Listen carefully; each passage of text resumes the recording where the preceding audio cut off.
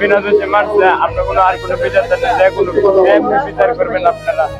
তাদের সমন্বয়ে কিন্তু এই ব্রাহ্মণবাড়িয়ার সরাইলে সুদের পাওনা টাকাকে কেন্দ্র করে দুই গ্রামের বাসিন্দাদের মধ্যে ঘটে যাওয়া রক্তক্ষয়ী সংঘর্ষ অবশেষে নিয়ন্ত্রণে এসেছে।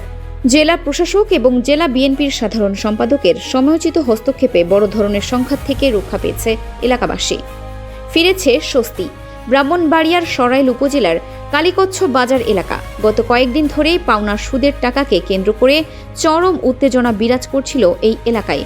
সূর্যকান্দি ও ধরন্তী এই দুই গ্রামের বাসিন্দাদের মধ্যে দফায় দফায় চলে ধাওয়া পাল্টা ধাওয়া ও রক্তক্ষয়ী সংঘর্ষ।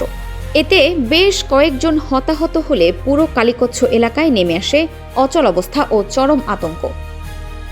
পরিস্থিতি যখন ভয়াবহ রূপ নিতে যাচ্ছিল, ঠিক তখনই সাধারণ মানুষের জানমাল রক্ষায় দ্রুত এগিয়ে আসেন ব্রাহ্মণবাড়িয়া জেলা প্রশাসন ও রাজনৈতিক নেতৃত্ব।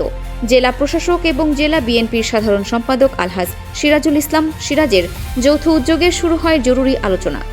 তারা উভয় পক্ষের নেতৃস্থানীয় ব্যক্তিদের নিয়ে শান্তি শৃঙ্খলা রক্ষায় কার্যকর সালিশ প্রক্রিয়ার আয়োজন করেন। প্রশাসন ও রাজনৈতিক নেতৃত্বের এমন দায়িত্বশীল ভূমিকার কারণে মুহূর্তেই শান্ত হয় উত্তেজিত জনতা। এড়ানো সম্ভব হয় বড় ধরনের সংঘাতের আশঙ্কা।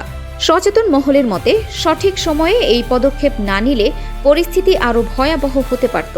যে কোনো অনাকাঙ্ক্ষিত পরিস্থিতি এড়াতে এলাকায় আইন শৃঙ্খলা রক্ষাকারী বাহিনীর কড়া নজরদারি অব্যাহত রাখা হয়েছে। সংঘাত ভুলে কালীকচ্ছ এলাকায় এখন ফিরে এসেছে স্বস্তি। পরিস্থিতি রয়েছে সম্পূর্ণ স্বাভাবিক।